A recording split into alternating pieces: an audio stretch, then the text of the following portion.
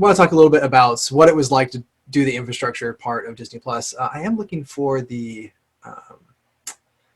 chat. I wanted to bring it up just in case if anyone has, oh, there it is. I want to set some expectations for the talk. Like Matt was saying, it's hard being all remote. And so let's get some interaction here. If you want to even just like throw an emoji, or I want to ask your questions, in either the panel, or I'll stick around for the social as well if you have more specific questions. But just give me a little feedback to let me know you're there. It's really weird just being alone in my office and talking to people. Thanks, Nick.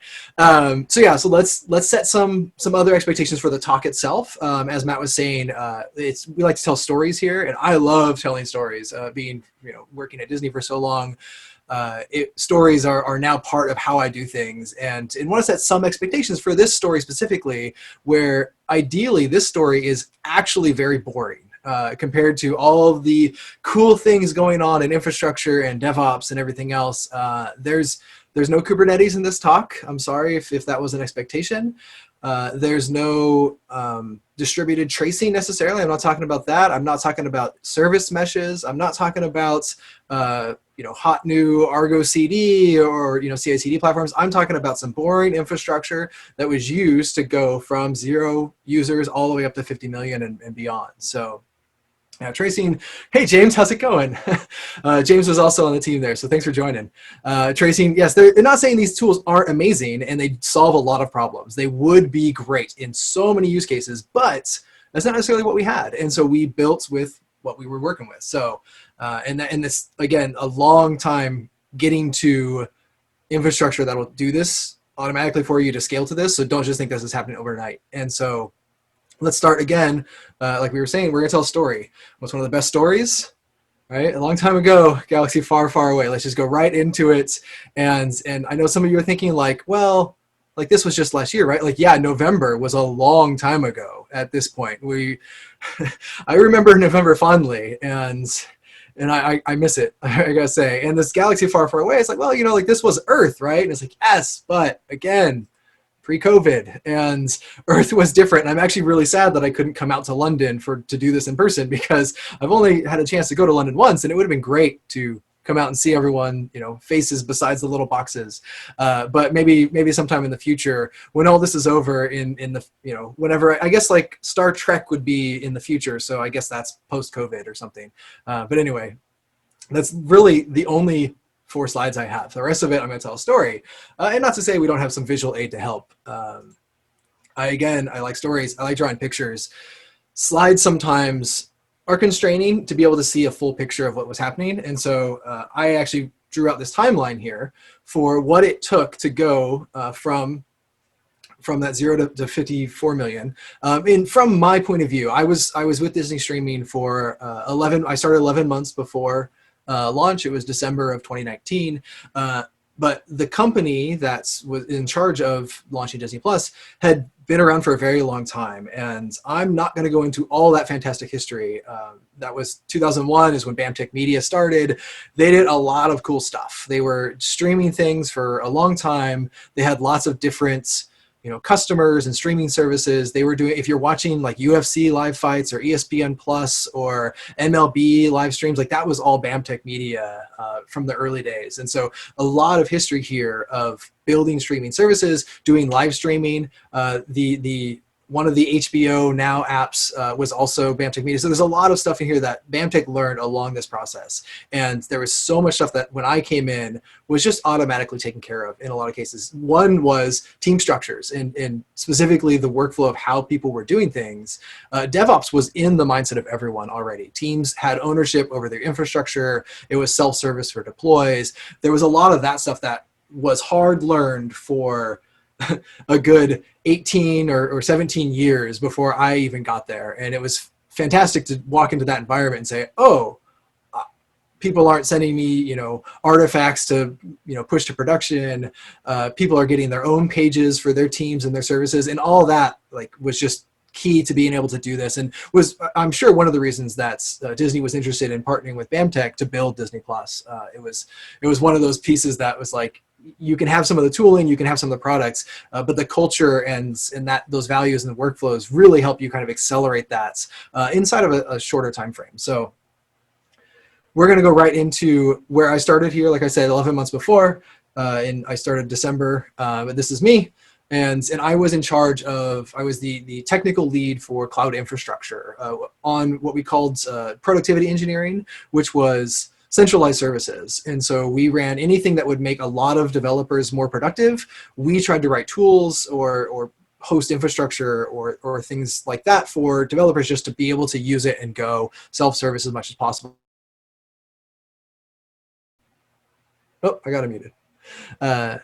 These centralized services included things like the deployment tooling that a majority of containerized workloads used. It also included things like CI/CD pipelines. Basically, as a service, you request it, and you get your own instance of Jenkins that was, would tie into your infrastructure, and you could use to deploy, managed by another team, upgrades, plugins, all that stuff was done by centralized services. And then the infrastructure piece, which I always like to call the day two operations, which was the centralized actual container orchestrator. For us, it was ECS. And then everything else you might need, like logging integrations and monitoring and some bits and pieces that most people shouldn't have to worry about. Things like, what AMI are we on? Do we have CVEs patched? Do we have integrations with other things? Are permissions set up? And even lower level things like DNS and NTP. That's where I kind of came in, and the infrastructure that I was in charge of, specifically for that platform that we had across the board. And so when I came in, we have 11 months, we're shipping a product. We don't necessarily know what scale there is going to be. We do have some things, like I said, the company's been around for a long time. There's things already running in production with multiple regions, multiple accounts, and how do we kind of change this infrastructure as we go, and what do we think might break? And so that was really where we started this conversation with the team of, okay, well, we know we need to launch in 11 months. We need to set some priorities here. And in this story, I want to point out very explicitly, like, I'm not the hero of this story. I'm more of an antagonist than a protagonist in a lot of ways.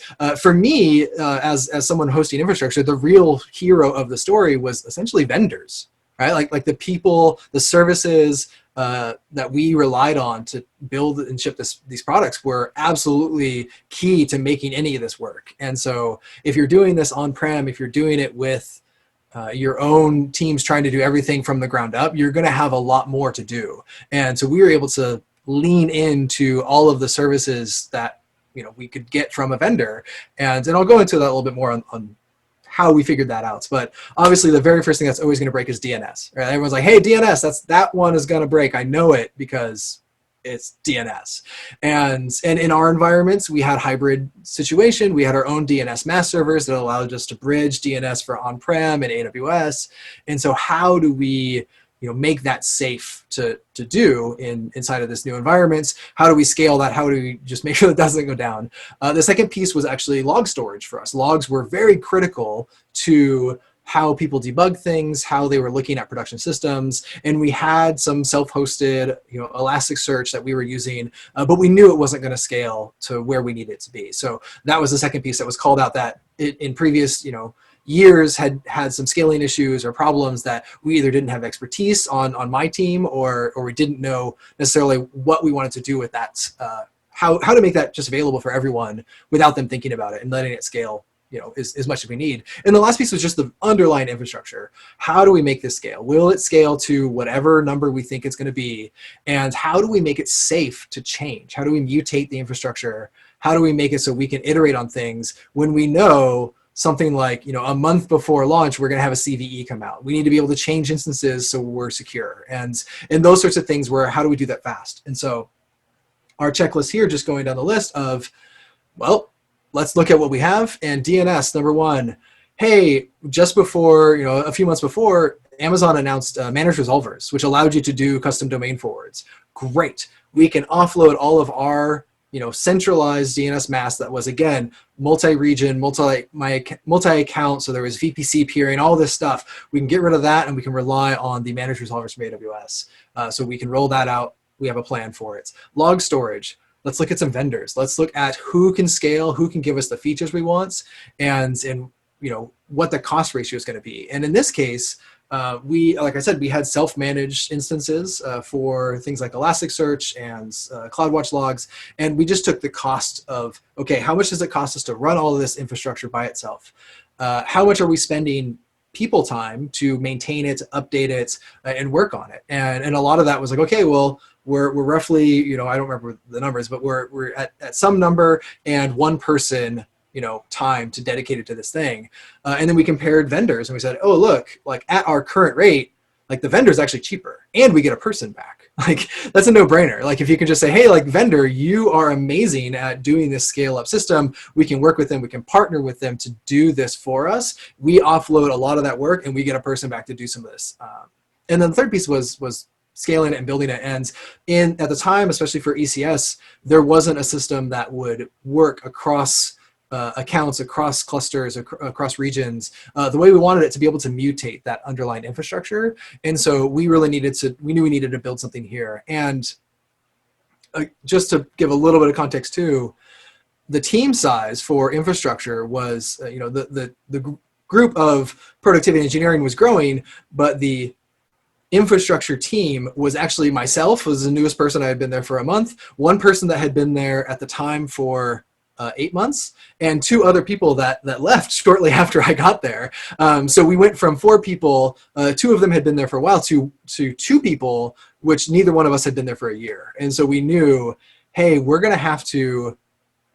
gonna have to build something, but we have to limit our scope and we have to understand like what we're going to build and why we're going to build it and really prioritize here. And that's another key factor to why we're buying from vendors to do some of this stuff, because with 2 people, and I was, again, technical lead, I did a lot of interfacing with internal customers, figuring out what they needed, what we could do, what we couldn't do. And so my hands-on keyboard time was also limited. So really leaning a lot on the, engineer on my team to be able to do a lot of this work. And he did fantastic, by the way. I don't know if he's on the call, but it was amazing to have him here.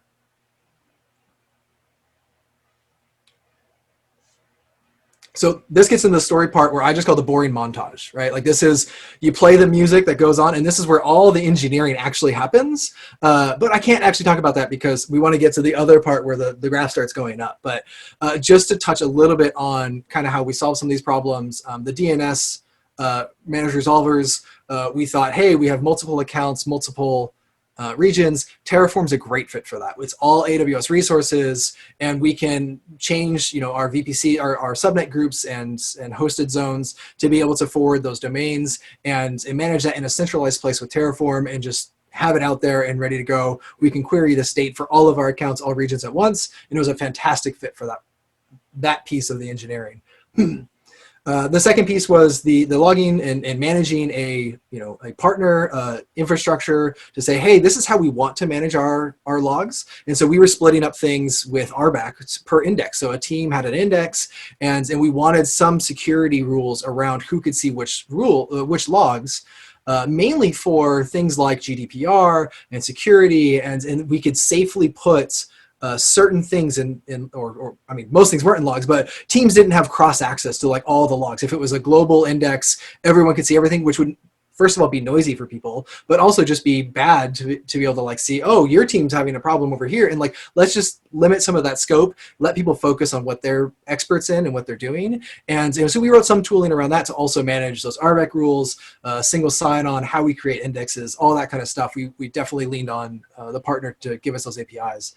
And that third piece of building, in this case, we wanted to stamp out clusters over and over again in regions and in accounts. So how are we going to do that? And Terraform wasn't quite the right fit because of how it mutates state on things. It's sometimes copy paste for, I need to do the same thing 20 or 30 times. Terraform is a lot of repetitive code. And in this case, CloudFormation fit great because CloudFormation is a template with some variables. And I use the same template over and over again. And that creates new stacks in CloudFormation, which is great because I can look up how they're exporting things. And so there was a lot of custom tooling for us, leaning on AWS SDKs to be able to stamp out CloudFormation stacks using things like step functions. We could call an API, store some state, and actually would do that for us, which was a great way for us to be able to, again, small team of essentially one full-time engineer, myself doing small things here and there, to be able to get this to stamp out. And it was a great solve for us.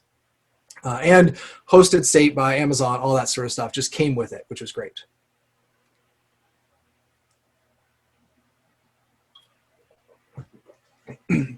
So rolling just past that montage, we're about August timeframe when we're working back from launch and we say, okay, November's here. When can we actually make these changes? Like, what is the last date that we can do anything this big? Where we're rolling from new tooling to manage the clusters. We also are doing things like updating ECS agents. We're updating the Amazon Linux version. We're changing config settings. We're using another service for logging. We're going to find a lot of things that we don't know about. So there were so many unknown unknowns that we had to roll out, and we didn't have time to do them slowly one at a time. So boom, like it's going to happen somewhere. And we decided to do that. It was around August timeframe, roll that out in smaller and dev clusters and just kind of keep going. And a couple things we learned out of that was, first of all, finding those limits. You're not going to know them. You're not going to know everything about the infrastructure, especially if you're new in the environments. Things change so frequently. So you're going to have limits with APIs for your own services, for your partners, whether that's AWS or a service you use. So you're going to have to find those and adapt to them, either caching locally, storing things, or just doing incremental backoffs. Maybe you can call it less, get a different type of API, a different endpoint to get more information at once and do processing locally. All options to find those limits, but also looking at things like disk I/O and network I/O. If you're going to start scaling up, you need to take those into consideration of what type of fundamental lower level resources am I going to use, and where are those limits? And so finding those things are also great to know early on. And I have a whole story about cascading failures, but luckily we were in dev, so it was all good. And so our tooling, one of the key things we wanted to do was optimize for iteration. Again, like I was saying, we needed a way to mutate the state of this environment very frequently. And there's a change management process. There's windows for like process to say like, hey, I need to make a change to everything. But we needed to make that shorter because historically that might have been a week or two. And at this point, we needed that to be like a day or two, because if we keep waiting weeks to make these changes, by the time we get to November, we're still rolling out stuff. And so making it safe with our tooling to do rollouts helps so much here to make, to optimize for those iterations.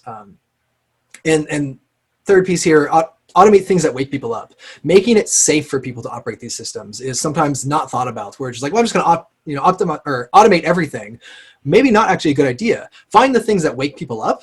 Automate those first. Like if you find a cool problem and say, I'm going to automate all of this because it's so big and I love the language it's written in or whatever. Like, no. Find the thing that woke up your coworker the night before and say, hey, I'm going to make that problem go away. Because you really need people to run these systems no matter what. So just make sure that that's a key piece of how you're choosing what to automate when. And then that fourth piece of just document. Like everything's going to be changing. Documentation is never 100% up to date. But again, making it safe for people to operate the systems. We need runbooks. We need just general diagrams of what interacts with what pieces inside the infrastructure with whoever's going to possibly mutate that state. And so being able to give a picture of this is what this infrastructure looks like at the time it's written is way better than like self-documenting code is I don't believe in it. Like I've read too many pieces of code that I've written and I don't understand. And so trying to understand infrastructure by looking at Terraform just doesn't work. Like draw a picture, have a wiki page, and write that down for a person in people language, not Go or Python or something. Like actually just write the real English words and it'll be better for everyone. So right about here, just after we roll out, we had a surprise. If you know story arcs, this is where we're getting up to our climax here. Hey, we're rolling out to a limited release in the Netherlands, and so we actually have production users on the system now, which was super exciting. Again, Disney streaming had been running ESPN Plus. There were already production users on other systems. This was the first time the actual Disney Plus was, hey, there's users on it. If it goes down now, it's bad press before launch, and that's bad. And so making sure that everything is safe and testing your code, testing your infrastructure, like those are good things to do now, just to have more assurance in the changes you're going to be making. Because here we are again in that timeline. September comes, we did a little soft launch. November's coming quick. Right around this time frame, October, right in the middle there, we have a code freeze. what does that mean for infrastructure as code? Like, big question that a lot of people don't ask. They're like, hey, we're going to launch, all the code is frozen. It's like, wait a minute. If you're writing Pulumi, if you're writing CDK, if you're writing, like, that's code. And I hate this, like, code freeze, like, real code, infrastructure is not real code. Like, no. Bash is code. YAML files are code. Anything you're checking in to Git is code. I'm okay with that piece of it. So have some borders around what does a code freeze mean. And in this case, code freeze meant, backend systems, applications that were part of the product. And in the product, you could still make code changes, usually needed some sort of approval. You had to go up to a director or VP or something like that to push out those changes. Everyone at this point became infrastructure engineers. Everyone said, okay, my app is done. I now need to scale. I need to look at settings on my load balancer. I need to look at instance types. I need to change different things. You're still making code changes. You're still pushing inside a CI/CD pipeline.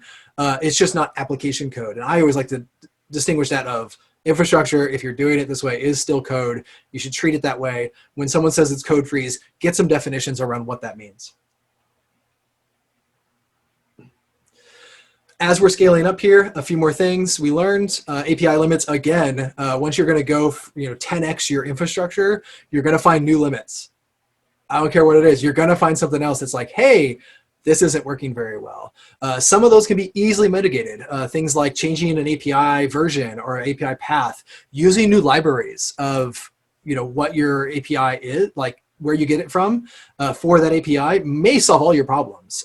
In our cases, we had a couple APIs that the old library version was using the wrong path, so it was doing extra lookups. Once we switched to a new version, hey, guess what? I'm doing one call, processing that locally, and everything is great.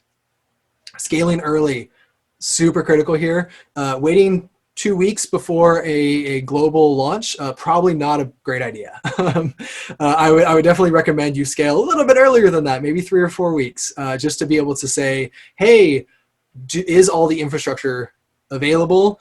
Are all the resources available? Where are those API limits? And then the third piece here for me was swarming those problems of people are going to have, no audio? Okay, we're good. People are going to have problems. You don't know what they're going to be. Help.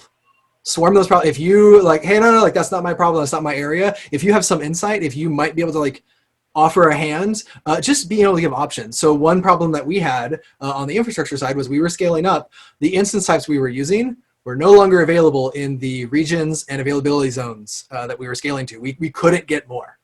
Like just straight up, like the cloud is amazing, allowed us to get to this point. It's not infinite for every single instance type, for every region, for every AZ. So options, go to more regions, go to more AZs, mix instance types, add new ASGs. There's a lot of options here, or just switch to new instance types that are more readily available.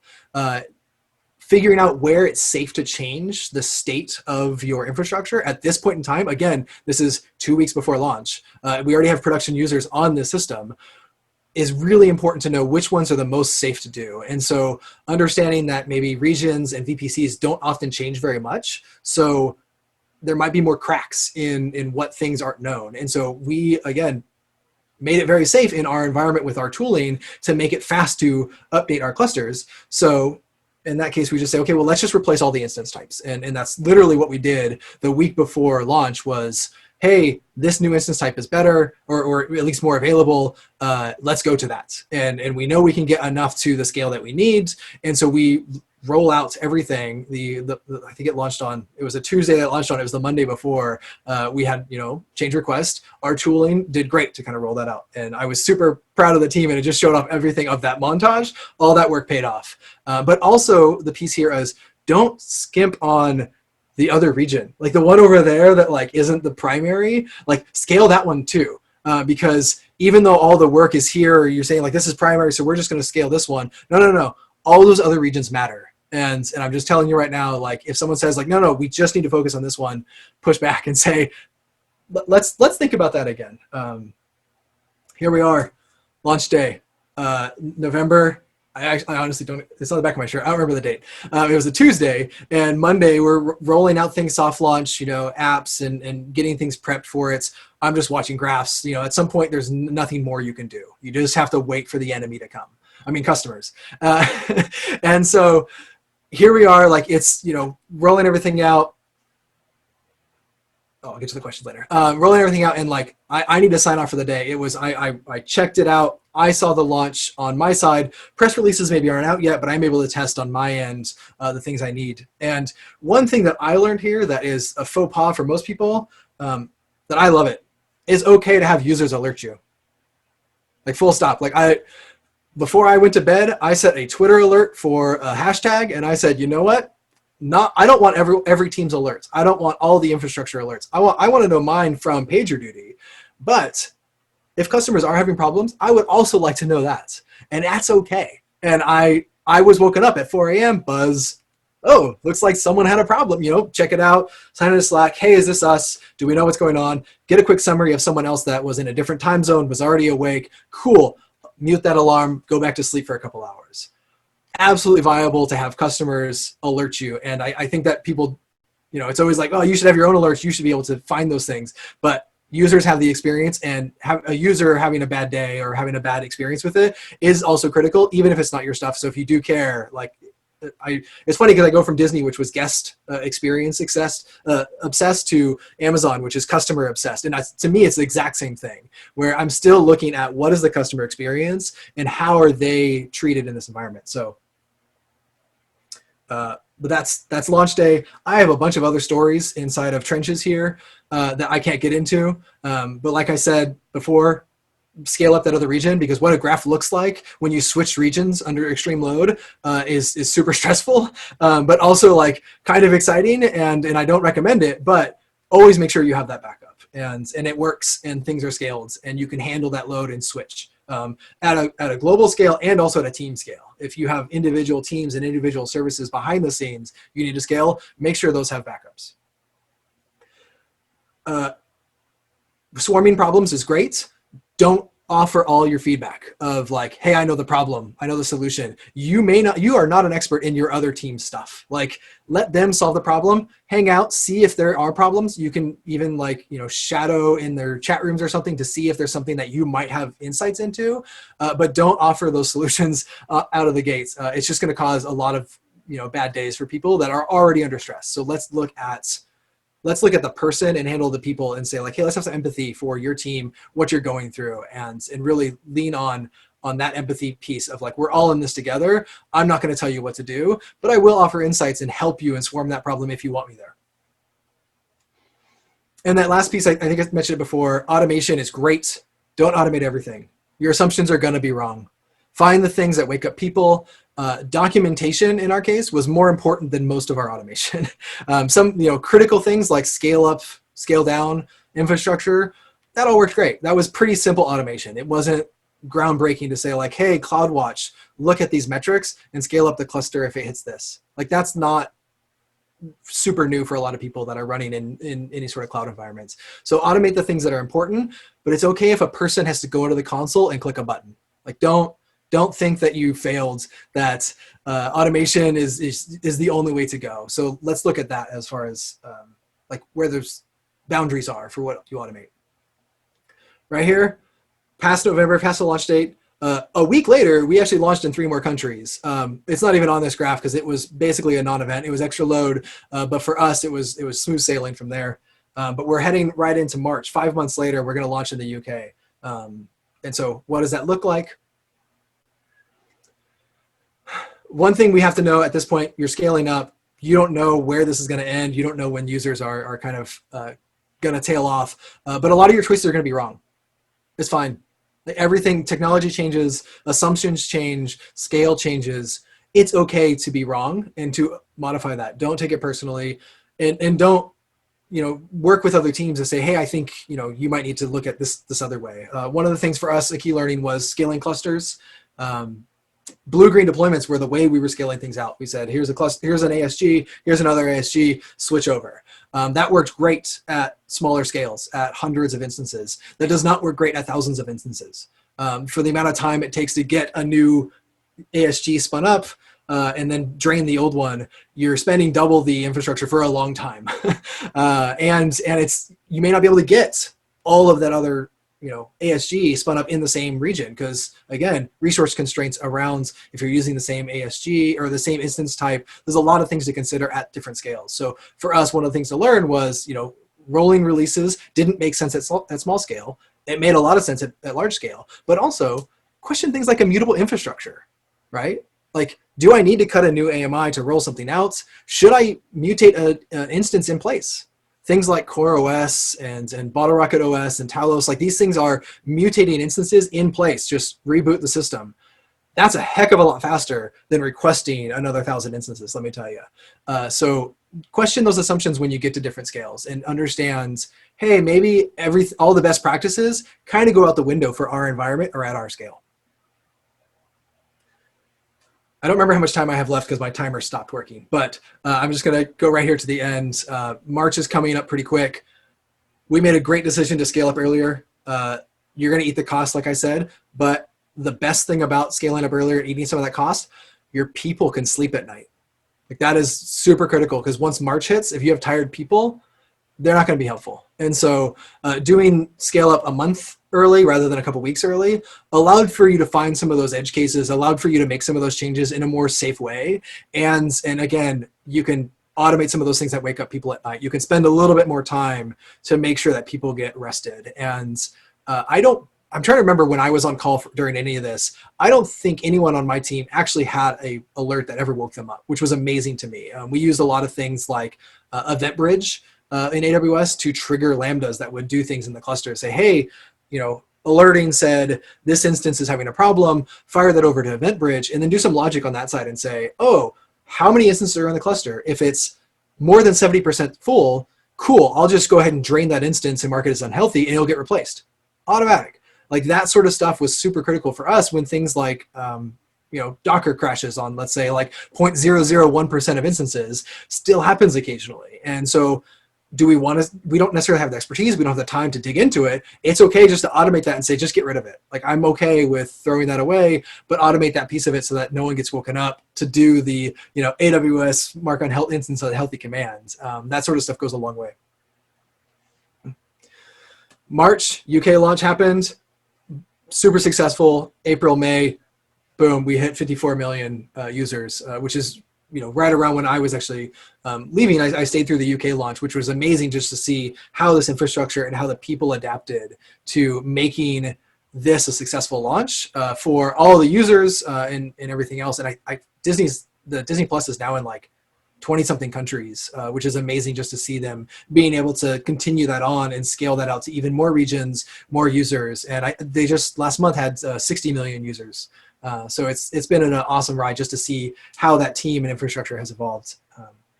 And that's the talk. That's how we were able to do it. How you need to adapt a lot of the stuff to your own environments and your own expertise and the skill sets you have and what the workflows are for your teams. But automate the simple things that are critical. Don't wake people up at nights and have empathy are really like key learnings from all of this. So I can answer some of the questions in chat now. I don't know if we want to roll into the panel. I'm also sticking around for the happy hour after. Yeah, so. I mean, did you want to pick questions out of the chat? I mean, I picked some out, or if you want to just pick the ones that you like the look of. I mean, if you have something specific, I'm only scrolling up a little bit here, but monitoring and alerting, we were a mix of either CloudWatch logs, but also Datadog.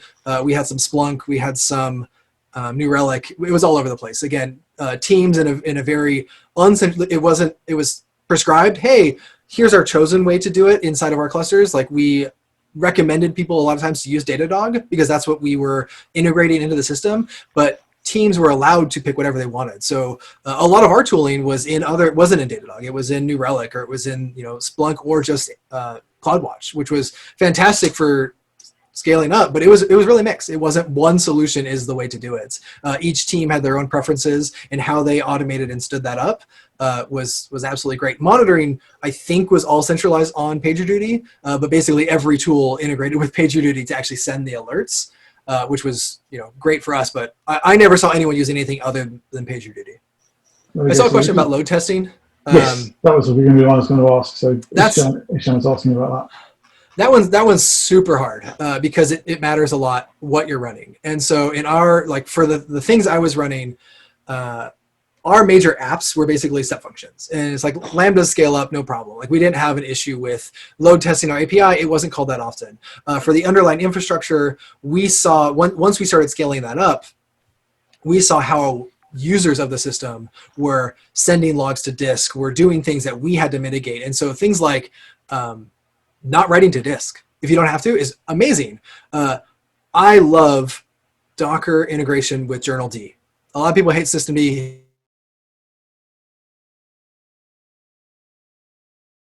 hate journal D. I love it.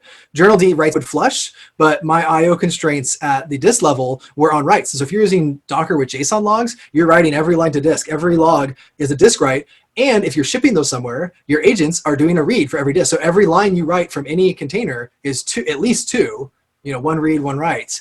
You write to the journal and you suck out of the journal, that's in memory. And all your disk problems go away, essentially. And so like some fascinating things when you look at those sorts of scaling of like, okay, where are my constraints? Is my constraint on the network? Is it on a disk? There's problems, there's ways you can solve that at low levels. There's ways you can solve that at higher levels. And so finding the one that's most impactful across the board was really critical for us. And we managed the AMIs and we're able to roll those out quickly to say, hey, we don't write to our syslog, turned it off. I love turning off our syslog. Like that was like the best thing. Like I've been a sysadmin for such a long time. Turning that off was a great feeling to me. And I was like, hey, guess what? Everything's in the journal now. If it can't pull from the journal, you don't get your logs. And it was great because we had tooling that needed to be updated. We worked with vendors that maybe didn't support it yet. But for us, it solved a lot of problems.